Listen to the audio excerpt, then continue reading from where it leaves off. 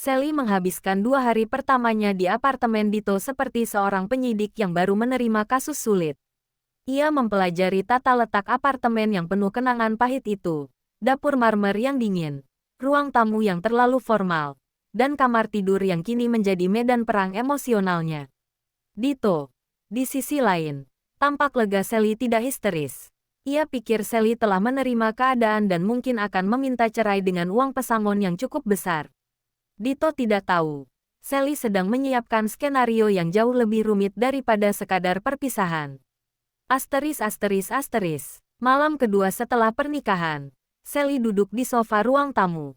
Dito baru pulang kerja. Melepas dasi dan melempar jasnya sembarangan. Sally, aku sudah bicara dengan Ananda, kata Dito. Suaranya lelah.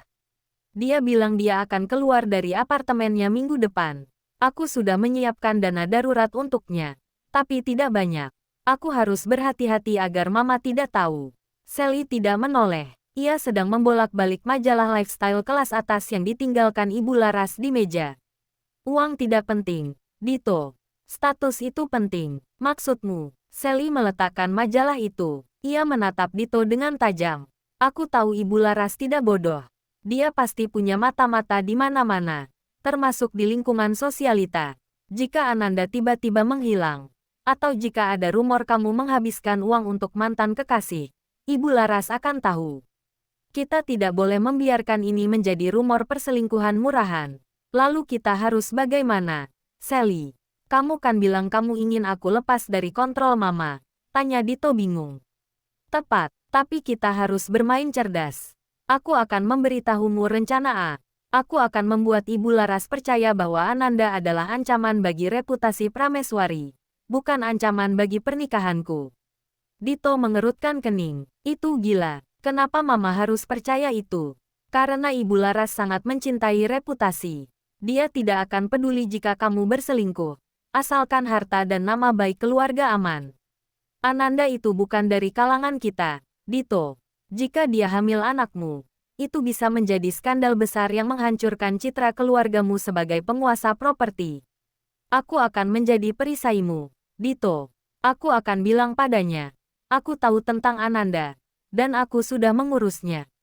Kamu mau bilang ke Mama? Dito berdiri. Panik. Jangan. Sally, Mama bisa marah besar dan membekukan semua asetku. Dia tidak akan bisa. Jika aku yang menyampaikannya. Dito. Sally tersenyum dingin. Aku akan membuatnya terkesan dengan ketenangan dan strategiku. Aku akan menunjukkan padanya bahwa aku adalah istri yang mampu, bukan istri yang cengeng. Aku akan bilang, Ma, Sally tahu semuanya. Dan Sally sudah mengamankan masalah ini sebelum menyebar. Anak itu akan diurus dengan rapi, tanpa mengganggu nama baik keluarga. Dito terperangah. Ia melihat Sally yang berbeda. Bukan lagi gadis lugu dari kota kecil yang ia kenal. Sally yang sekarang adalah wanita yang penuh perhitungan. Dito menyadari bahwa ia baru saja menikah dengan musuh yang jauh lebih cerdas daripada yang ia duga. Kenapa kamu melakukan ini, Sally? Kamu bisa menceraikanku, ambil uang, dan pergi, bisik Dito. Karena aku tidak mau kalah, Dito. Kamu dan Ananda mengambil kebahagiaanku. Sekarang, aku mengambil kendali atas hidupku. Aku akan menjadi Nyonya Prameswari yang sebenarnya, yang diakui Ibu Laras. Dan Ananda akan menjadi bayangan yang harus kamu sembunyikan seumur hidupmu. Sally lalu memberi Dito satu perintah. Mulai besok, kamu harus bersikap romantis padaku di depan umum. Pegang tanganku, tatap mataku, tunjukkan pada semua orang bahwa kamu bahagia denganku. Dan kamu harus membawaku ke acara amal itu. Aku harus bertemu Ibu Laras di panggungnya. Asteris. Acara amal yang diselenggarakan oleh Ibu Laras adalah peragaan busana sekaligus lelang. Barang mewah untuk Yayasan Kesejahteraan Anak. Lokasinya di sebuah ballroom hotel bintang 5 di Jakarta Selatan. Dipenuhi wanita-wanita sosialita yang mengenakan gaun desainer dan pria-pria pengusaha berjas mahal. Sally mengenakan gaun malam biru laut. Pilihan yang sangat berbeda dari gaya biasanya yang sederhana. Dito tampak bangga, meskipun perasaannya campur aduk. Ibu Laras berdiri di pintu masuk, menyambut tamu dengan senyum mahal. Dia mengamati Sally dari ujung rambut sampai ujung kaki. Sally, kamu bagus sekali malam ini. Gaunmu lumayan. Meskipun warnanya terlalu cerah. Harusnya kamu memilih warna navy atau burgundi agar lebih berkelas. Kritik Ibu Laras, tanpa basa-basi. Sally tersenyum tenang. Terima kasih, Ma. Saya memilih biru laut karena Dito bilang warna ini membuat saya terlihat seperti wanita pantai yang eksotis. Mengingat kami baru saja bulan madu. Dito, yang mengerti kode dari Sally, langsung merangkul pinggang Sally erat-erat.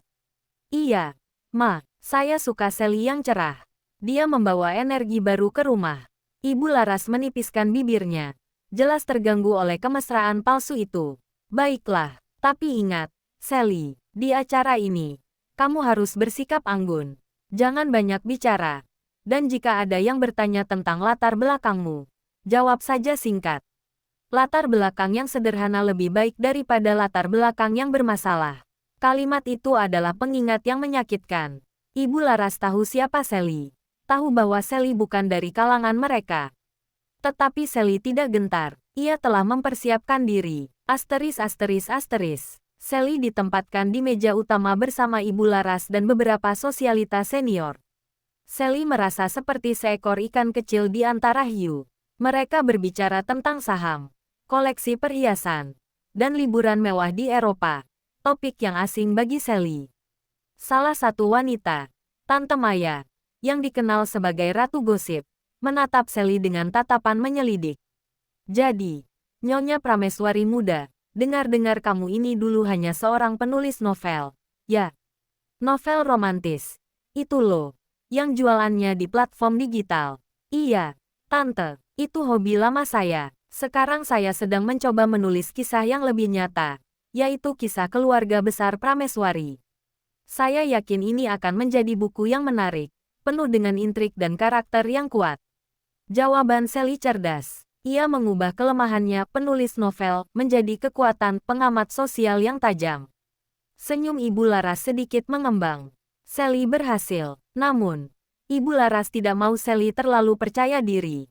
Ia selalu mencari kesempatan untuk menegaskan kekuasaannya. Sally, tolong ambilkan saya air mineral di sana. Yang dingin.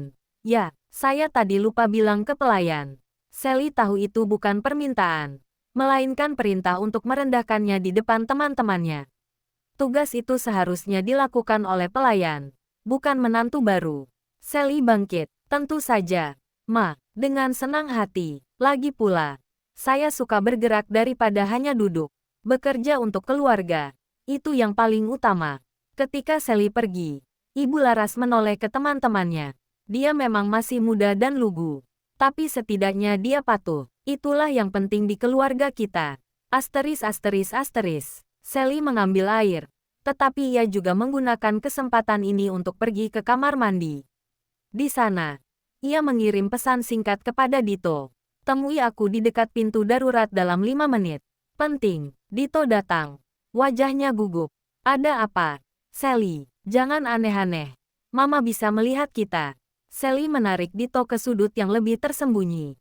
Ia tidak membuang waktu. Dengar, Dito, aku baru saja direndahkan di meja itu. Aku disuruh mengambil air. Aku bisa menerimanya. Tapi aku tahu ibumu akan terus menguji batas kesabaranku. Lalu, apa yang bisa aku lakukan? Aku akan memberitahu ibumu tentang Ananda malam ini juga.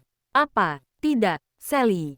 Kamu, janji tidak akan gegabah. Aku tidak gegabah. Ini adalah waktu yang tepat.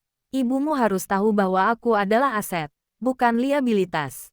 Dia hanya akan menghormatiku jika aku menunjukkan bahwa aku punya kendali atas kekacauan yang kamu buat.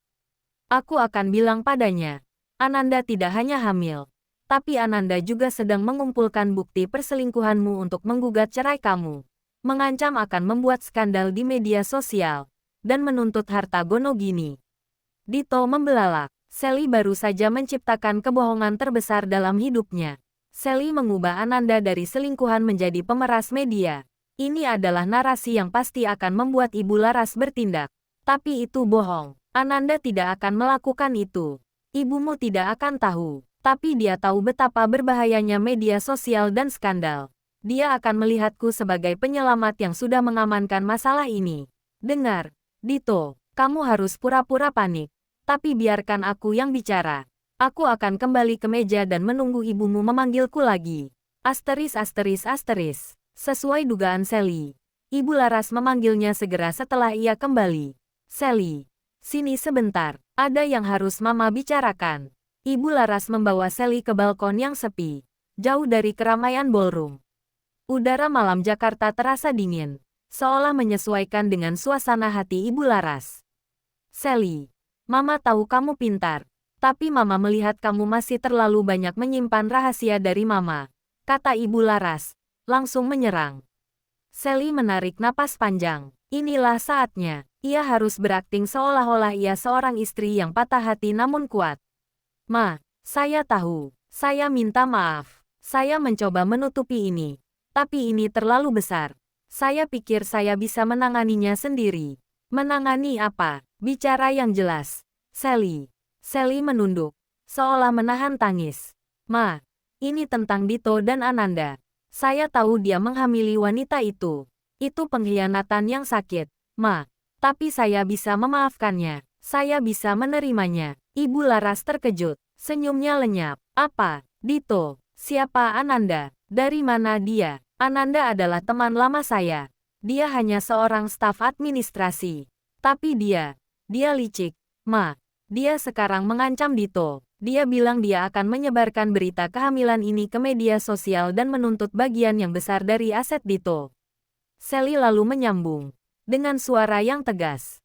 Tapi saya sudah menenangkan Dito. Ma, saya sudah bilang, jangan panik. Saya akan menggunakan jalur hukum untuk memastikan nama Prameswari tidak tercoreng. Anak itu akan diakui. Tapi ibunya tidak boleh mendapat sepeser pun yang bisa merusak kekayaan keluarga. Sally menembak tepat sasaran. Ia tidak menjual air mata, tetapi strategi. Ia tidak meminta simpati, tetapi menawarkan solusi untuk masalah terbesar Ibu Laras yaitu reputasi dan uang. Ibu Laras terdiam lama, matanya meneliti Sally. Ia mencari kebohongan, tetapi yang ia temukan hanyalah keteguhan. Kamu tidak mau bercerai. Tidak, Ma, saya sudah berjanji pada Dito untuk menjadi istrinya.